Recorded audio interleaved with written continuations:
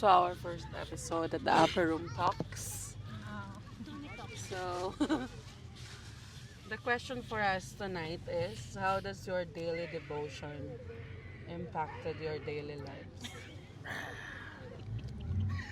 Who wants to go first? English? Impact. Ayan, practice.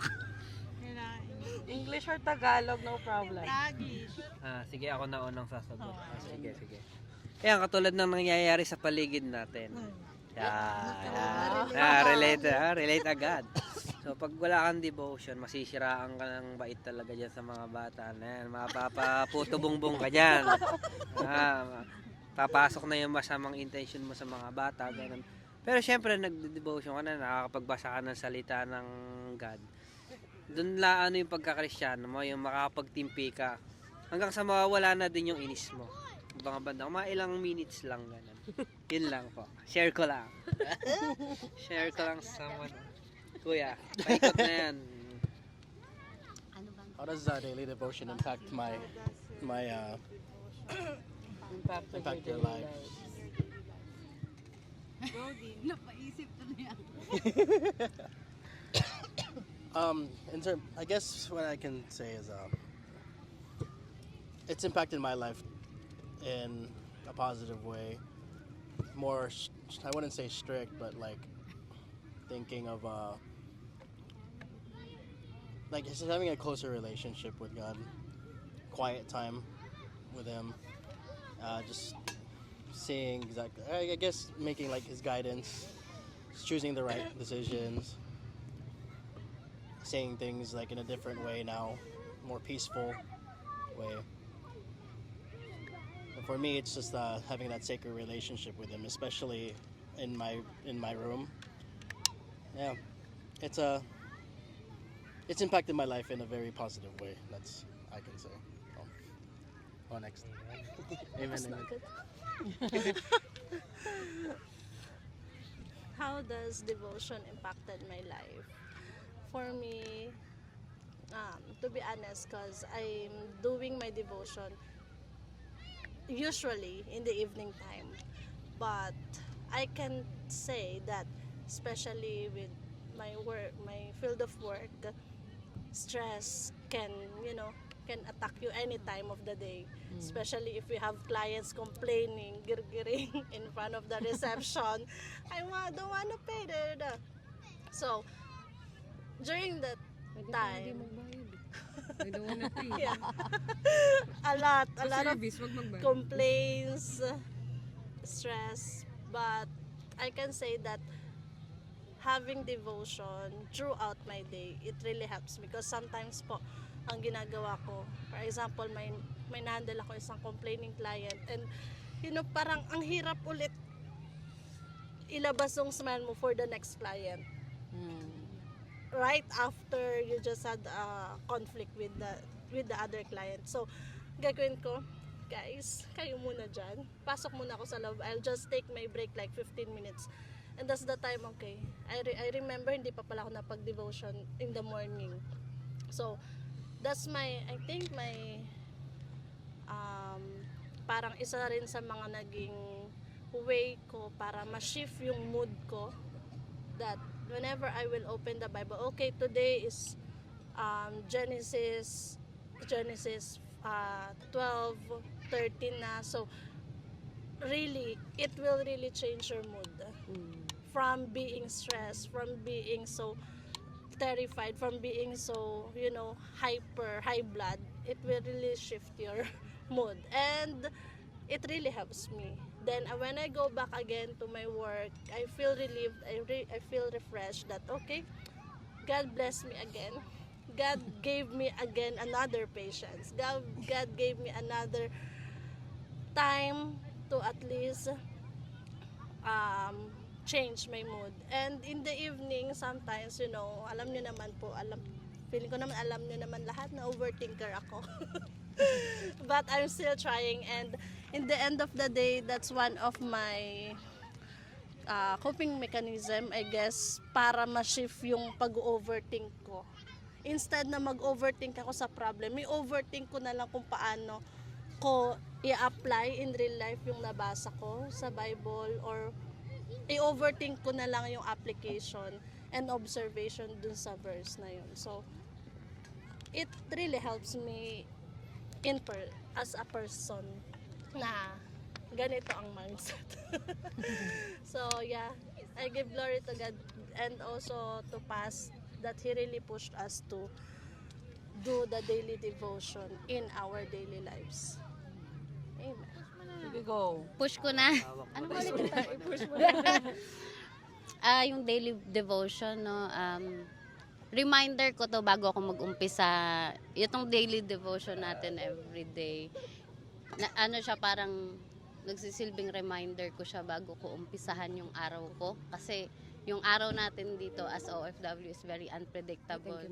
Pwede kang magalit, magsabi ng masasama. Pero dahil meron tayong daily devotion, daily nire-remind tayo ni Lord na mahal ko kayo, iwasan nyo to, iwasan nyo yan, habaan nyo yung pasensya nyo. Tapos, 2 beses ko kasi siyang binabasa sa morning. Natutuwa nga ako pag nauunahan ko si Pas eh. Yung reminder niya sa group chat, nauna ako, nabasa ko na. Tapos, sa gabi naman, pagdating ni Mark, magbabasa na naman kami. Kasi pag nagba-Bible kami, mahilig siyang magbukas ng Bible. Tapos susundan niya. Kasi yung Bible app namin, piniplay namin. Tapos sabi niya, asa na ba tayo? So, parang bonding din namin yun na, ito yung daily devotion. At parang ito din yung parang sa gabi, meron kaming magandang topic na napag-uusapan. Share mo naman yung naisip mo. Sabihin niya muna sa akin, ikaw muna. Ano ba yung sinulat mo? so parang ito na rin yung parang naging bonding namin, sharing. So malaking changes pa mula nung nag-devotion na rin kami. Kasi yes. Kasi hindi na lang mga puro kabugukan yung pinag-uusapan natin. Yung sa Facebook, yung kung sino-sinong nakikita. Yung yung Bible app, nag-aano kami na ano pala, ganito pala yung nangyari dati. May mga ganon na kami. Iba na yung pinagchichismisan namin, yung mga Bible character na. Hindi na yung chismis sa labas.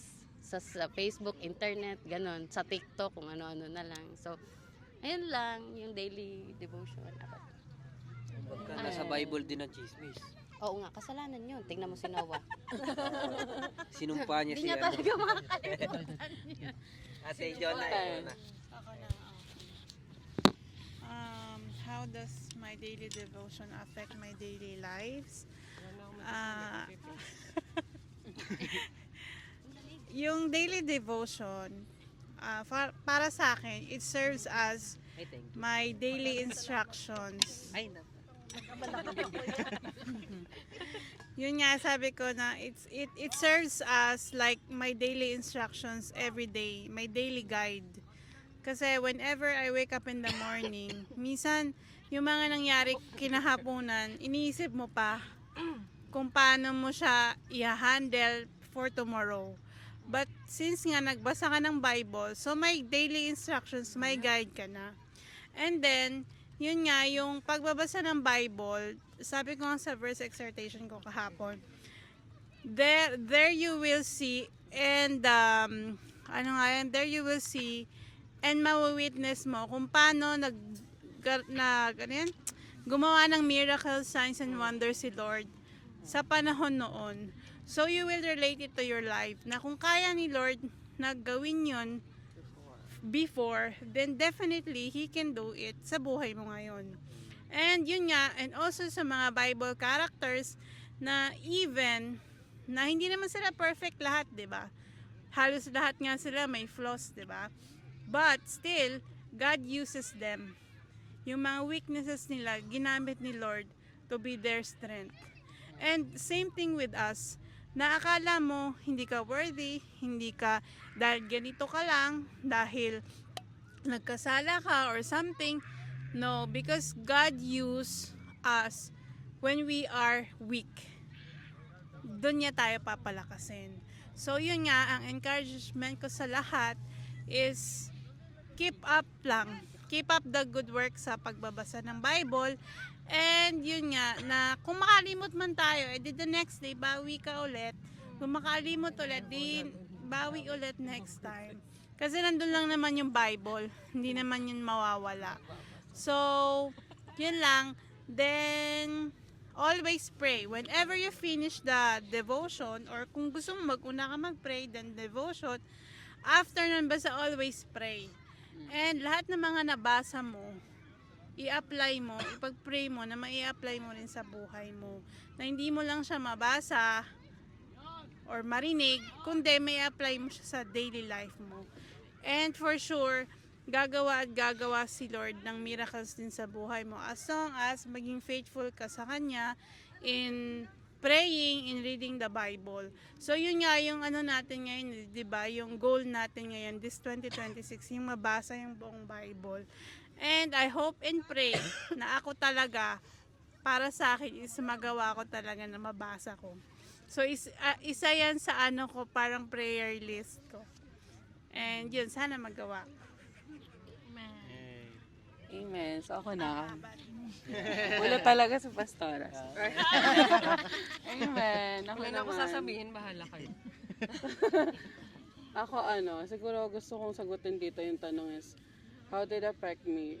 Na parang, nagkaroon ba ako ng hunger and thirst na mas mabasa pa yung word of God? Like, di ba, meron tayong feeling na na parang ano yung mangyayari sa susunod? Di ba? Kasi every day is sa Genesis and sa 2 chapters lang tayo. Kasi di ba? So parang it gives me the hunger, the thirst and yung longing na mas mabasa pa what's gonna happen next. So kahit na 2 chapters lang tayo sa Genesis ngayon, minsan tinutuloy ko siya. So it helps me na though before sa previous church nabasa ko na siya buo. Pero, hindi ko siya yung, unlike ngayon, na talagang inuulit-ulit ko siya. So, ngayon na, ito pala yung nangyari sa kanya before. So, parang few stories lang talaga yung mga natatandaan ko from previous na nag-read ako. Like, yung mga remarkable na stories. Unlike yung ngayon, pati yung story ni Tamar, yung kung paano nagkaroon siya ng sa father-in-law niya, yung mga ganon. So, before, hindi ko yan matandaan. And, yun nga, din, aside from giving me the, longing na lalo pang magbasa sa word, yung effect niya talaga sa akin, yung hinahanap mo siya everyday, na parang hindi na complete yung araw mo. Kapag hindi mo siya nabuksan. Like me, sa office ko kasi siya ginagawa. Pray ako sa umaga bago umalis, pag naliligo. Tapos, yung devotion na magsusulat sa office. Minsan nahihiya ako kasi inaabot ako more than 30 minutes. Kasi diba nagsusulat ako doon sa gilid mismo nung Bible. So, minsan biglang papasok yung amo ko. Tapos nakikita niya nagsusulat ako. Siguro iniisip niya, yung sulat niya, wala naman akong pinapasulat sa kanya. So, ako parang hindi talaga kumpleto yung araw kapag hindi ko siya nagawa. So, iba yung ngayon, tsaka yung binigay din sa atin ni Lord na mission for this year talaga is to grow deeper, to know Him more. And salamat sa Lord kasi nakikita ko naman na kahit papano sumusunod tayo. Though minsan namimiss natin one day, but nagka-catch up tayo, di ba? We make sure na we read the previous chapters at hindi natin mamimiss yung mga stories. And ayun, I pray na hindi lang ngayong January yung ganito na on fire tayo, yung talagang hinahanap natin na magbabasa tayo. I hope na hanggang December ganito tayo, ganito yung longing natin na magbasa, yung desire natin na magbasa ng Bible. And I know that God is working, that will do something na kakaiba for us this year. I know there will be breakthroughs this year. So, Okay, done. Finish. Ano po sasabihin ko? Nasabi niyo na kasi lahat. Yun, like, as everyone said, it has become a part of our lives since we've started it. Then, ako kasi I make it a point na paggising ko, at least I try na habang nagkakape, binuksan ko na yung Bible ko. So, para, like, before the chaos, you have to, like, enjoy the peace before the chaos, like, before the start of your day. So, parang, kasi alam naman natin, lahat tayo, ayan, si Dimple, si Lucci, alam natin kung paano yung araw natin, like, mawalan ka ng pasensya, mawalan ka ng ano, and then it leads to anger, ganyan.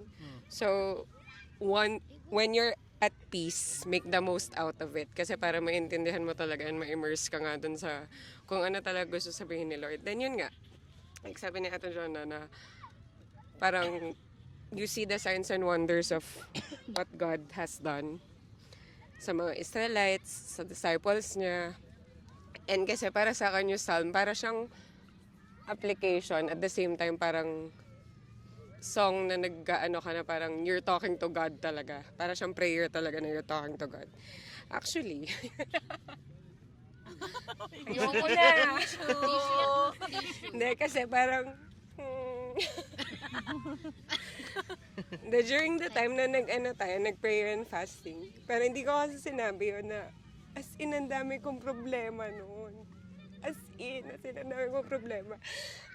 Tapos nung parang Ba't naiyak din Huwag kayo nadadamay. Hindi to drama yung episode natin. kasi parang during the time na first week, Psalm 6 onwards, then parang sabi ko kay Ate Kim na, grabe yung Psalm 6, sabi ko, parang first sentence pa lang, yung first phrase pa lang na parang, yung sinabi niya, sabi ko, umiyak na ako, God. Tapos hanggang ngayon, actually, kahapon lang, sinabi ko kay Ate Kim na, I told Ate Kim na, grabe naman, parang yesterday, I told Ate Kim na, parang, sabi ko, I told myself that I will not cry anymore because I know God is working. Oo, sabi niya, I'm crying. Sabi ko, but I why? failed. Oo. Sabi ko, kasi I keep praying and praying, but I still cry in the end, sabi ko. Tapos yun, sabi ko, but I know one day, sabi ko, like, one day I know, sabi ko, na I will cry not because of grief and rejection, but I know that I will cry because God has given me so much more what I've asked for. Sabi ko. Tapos yun, parang, how do we apply that? Kasi tingnan mo, parang, the Israelites, ilang years sila, 40 years silang sa wilderness, but still, inahon sila ni Lord. Then yung mga ancestors and all, na parang, yung mga kamag-anak ni Noah, after all the floods and everything, andun pa din, may peace pa din, then inahon pa din sila ni Lord. So, at the end, parang sa atin, whatever it is that where we are right now, one day, it will all pass and it will all make sense. Sabi nga natin, whatever it is that we are dealing with right now. So, ayun, we know that we're on the right path kasi nga, yung basic instruction before leaving Earth nga, diba? So, we follow it. We follow the steps on how the disciples also, yun nga, kasama na nila eh. So, it's like a proven fact that you're gonna be okay. Kasi sila, naging okay sila. So tayo magiging okay din. Gano'n man kahirap, may expiration din. Ayun lang, naiyak lang ako. Amen. And yun nga, tulad na sinabi nila Lucci na silang dalawa ni Mark, nagkakaroon sila ng Bonding, oo. Na, yun nga, nag-share sila sa isa't isa na kung ano yung nabasa nila. Which is good thing din. Alam mo sa amin, kaming tatlo, meron din kaming may group chat kami, oh. But, and then, before, alam naman natin as humans, diba? Pagka may mga group chat, nag-uusap, kung ano-ano yung pinag-uusapan, mga kalokohan. But now, mula nang nag-devotion tayo, alam mo yung meron ng, nakapag-devo na ba ng lahat? And kapag magkakasama, nagkakaroon na ng topic na about sa mga Bible character nga, na pag-uusapan kung ano yung nababasa natin. Which is good, diba? Na parang hindi na... Pinag-uusapan na natin. So, ayun. So, what are your encouragement sa mga makakarinig nito? Don't skip your devotion. Yeah, don't skip your devotion. Oh, at least try. Kasi it helps you in your daily life talaga. Kasi parang, you're gonna reflect like, what you did na, ay mali pala yun, ganun. Tapos kung ganito pala sila dati, ganyan, ganyan. So I should follow what they did kasi yun yung turo ni Lord. Yun. Tsaka huwag mag-asawa ng madami. Kung kaya. And good thing din no, na ina-encourage tayo ni Paz ngayon na magbasa ng Bible. Kasi nakakaya naman yung sabihin natin Christian tayo pero wala tayong knowledge about the Bible. Na parang ang alam at alam lang natin kung ano yung tinuturo sa church, kung ano yung pagka-worship service, yung mga naririnig natin. But then, paano kung meron tayong ma-encounter na mas may alam sa Bible? Nakakaya naman, di ba? Sinasabi mo, I am a servant of the Lord, but you don't know about the Bible. Di ba sabi nga ni Pas kagabi, yung isusubo ko na lang, hindi na kayo bata para subukan. So, ayun. Tsaka, for example, may nabasa kayo, then hindi nyo maintindihan. Pwede kayo magtanong sa co-members nyo. Ba, ako, nagtatanong ako sa kanya, ano nga ibig sabihin nito? Or sino nga yan? Hindi yun kahihiyan na hindi mo naintindihan. Kasi lahat nung nasa Bible, di mo naman talaga yan maintindihan sa unang basa. Kaya nga din meron tayong group na ganito para magtulungan ba. Na halimbawa na pag-usapan natin itong verse, ano nga yung, bakit nga yung ganun, bakit nga yung ganito, pwede natin pag-usapan. So, iwag mong isipin na, ay mas marami silang alam, baka mapahiya ako pag nagtanong ako.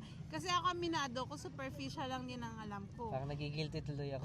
Kaya kung may gusto tayong itanong, you can freely ask. Kahit kay Pas nung gusto mo magtanong, go ahead. Kasi, di naman siya mag-judge, ay hindi mo alam, hindi man ganun si Pas or sa atin, wala namang ganun. tsaka iba-iba rin kayong interpretation. Like, you read the same chapter, you read the same, pero iba yung pagkakaintindi ko, iba yung pagkakaintindi mo. Yun yung nakita kong effect nung, like, during the TMA. I was studying with the man who can't be named. And we have the daily devotion. No? So, we have 4 questions that we have to answer. And, like, we started with Psalm 1 and then a Matthew. Imagine mo, di ba the questions are, what does this word tells you? The second one, what sin? Is there a sin that this word is revealing to you, showing to you? Then yung pangatlo, what are the promises? Is there a command that the Lord is telling you? Imagine, mababasa mo, descendants of Jesus Christ. What sin? What sin? What sin yung iaano mo na sasabihin niya sa'yo doon? So, Iba pa enumerate ni Passion Cell. oo, so, Descendants of Jesus Christ. What is your sin? David, Jacob. Ilang sin ko. Sorry pa. Sorry. so, ayun, kaya iba-iba, kaya maganda rin yung meron sharing.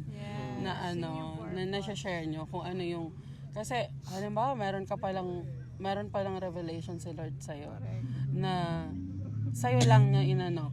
Tapos, kailangan palang marinig yun nung kasama mo, nung nakakasama mo sa BS or kaibigan mo, diba? So, it's good na ma-share din natin. So, good thing na meron tayong group. Hindi naman yung, actually yung Kingdom Builders na group sa WhatsApp, hindi lang naman yun para sa mga discussions ng mga schedule, ng mga ano. We can discuss din nga doon para kung meron tayong mga confusions, pwede rin, kasi ando na naman sila Pas. So kung meron tayong mga maintindihan, though may mga matatagal na sa ating Christians dito, pero hindi naman natin alam lahat, diba? So, yun, it's good to share kung ano man yung mga hindi natin naiintindihan. Matalino daw ang nagtatanong. Diba? Huwag maghiyang magtanong, sabi ng Generica Pharmacy. Kaya pala hindi ako mahilig magtanong, te. Hindi ka matalino. Kasi matalino ang nagtatanong. Tanong nga ako, bakit Psalms, tapos bakit Matthew, bakit Genesis? Parang Kasi sa akin nga merong- parang personal yung Psalms kasi parang application siya sa buhay mo. Oo, kasi diba ang Psalms Oo, is like a relatable. prayer talaga ng mga nagsulat. And kung paano nila Doon talaga ako, Genesis te, sa history, no? Psalms. Doon ako parang, pag binabasa ko, hindi ko pa siya masyadong nagigets. Oo, tama si Tin. History nga actually yung Genesis tsaka yung Matthew. Like Old and New Testament. The first 5 will be history talaga. Pag talaga hindi ka nagbabasa ng Bible, alam mo, may napanood ako nun, na before daw sa Eva, meron pang unang kinreate na babae. Yun yung naging parang demonic ano. Sino Yung, nagsabi niyan? Napanood yung niya. napanood ko sa Facebook, yung mga madaming gumagawa ng vlog. Mga kwento-kwento. Ayun, kakabasa natin yung false prophet. Sa Bible ka mag-base. Yung what I read. Ngayon daw, Matthew 24. kaya tinukso sa Eva nung ano yun daw yung unang Serpent. kinreate. Oo, yung doon daw nakasanib yung ano, sa ahas, para sa ahas, parang yun yung may dahilan. Ay, ayun yung ano, ayun yung Si Madam ano Auring, nating sure. paniniwala nung hindi pa tayo nagbabasa. Nung Tsaka meron pa nagbasa na sila tayo. sa may Book of Enoch, yung sinasabi Book of Enoch. Oh, it's a separate book naman. Kasi di ba nga, ang sinasabi lang naman si Enoch, nag-vanish siya kasi sobrang bait niya, sobrang righteous niya na tao. So kaya kinuha na siya ni Lord. Kaya siguro doon nila nakuha yung wag ka maging mabait. Kasi kukunin ka ni Lord. Bigla na lang nawala. De, yun na nga yun. Ayun. Kaya nga tayo, di ba dati nung hindi pa tayo nagbabasa, ganyan yung, di ba naniniwala na Upuan lang tayo daw. agad sa Dala ko mga daw ng ano upuan. napapanood. Kursi. Ngayon nung nagbasa na, Oo, na-reveal. yun din yung ano doon. Na-reveal. Kasi di ba maraming mga sinasabi, maraming tayong mga nababasa. It's good na tayo mismo Back to ma-confirm natin kasi tayo mismo nagbasa tayo. Bible is a truth. Yes. Parang si Mars, si Francis kasi tinatanong niya yung nung Three Kings. Nung araw, 'di ba yung Catholics celebrate nila yung Three Kings pag after Christmas. Then kasi parang pino-point out niya kay Betchay, hindi naman na-mention yung Three Kings sa Bible. So kinonfirm niya sa akin. Actually, ang nasa Bible may mana yung word nung wise men. Yeah. So sabi ko, hindi na mention na kings sila sa Bible. Ang nasa Bible, yung word na parang mana. Hindi, parang Basta ganun, letter M. basta yun. Letter M. Then sabi ko, kasi ang word na ganito, ang ibig sabihin niya wise. Ngayon, pag ginugal mo yung wise, ma-associate Wise man kasi kasi yung wise sa king. Kasi di ba mga wise yung king. Kaya siya tinawag na Magay. kings. Magay. Yun. So, Yun. So, parang nako-confirm natin yung mga facts. Yes. Hindi na tayo and alam mo, actually, yung pagbabasa natin, nakaka-ano din siya eh, nakaka-encourage din siya. Halimbawa, like kami, naririnig kami ni Ma'am Shi na Nag-uusap, nag-devotion kami. So ginagawa niya rin. Eh nakakatuwa kasi minsan pag kami dalawa lang, magtatanong siya, alam mo, or sabi niya, Ma'am Shi, alam mo ba, nagbasa ako na sa Matthew, ganito. Ganito pala yun, no? So nakakatuwa na, though hindi natin siya sinasabihan na, oy, dapat Na magbasa ka pinupush, din oo. kasi kami nagbabasa. Alam mo yun, na-encourage siya kasi nakikita niya na, nakakatuwa no, na nagbabasa sila. So, gusto ko rin. Parang nag-ano siya sa, Tsaka nagpa-fasting sa siya. kanya na, Naka-fasting siya ngayon. oo, Hanggang bukas. narinig na Nung nagpa-fast nag-fasting tayo, tapos nag-fast after din 1 week, siya. nag-fasting din siya. Oo. Ganda yung ganyan. Influence, no? Yeah. Yeah, it influences us. It's a good impact. Without forcing him. Yep. No? Tsaka who would have thought, alam ko naman na dati di naman tayo ganito. Yeah. Oo. Before kapag though sabihin na fellowship, hindi nga ganito yung pag-uusapan natin eh. Or aminin natin, Yes. matagal na tayong Kristiyano pero hindi tayo nagbabasa ng Bible before. Kasi feeling natin napaka-boring niyang basahin. Yes. Or Ako sa ano, totoo lang, ngayon lang ako talaga nag-start magbasa. Although nagbabasa ako dati ng pailan-ilan lang na verse, pero hindi siya nag-sink in sa utak ko. Kasi wala naman din akong na-attendan na church. Kahit na nasa Pinas pa ako. So, yeah. Don't play. hindi na lang tayo Ito na ang wilderness, di ba? Friday Oh. kay Paz. See? Oo, kasi hindi na yung every Friday lang yung word na nare-receive natin. Punta ako church kasi hindi ako nakapagbasa. Hindi na. Basa Correct. ako Good ngayon. na everyday tayo mismo feed natin yung spirit. Yeah, so So yeah, bye-bye. that's for now for our first episode. Ano po ang impact sa buhay niyo ng ating topic?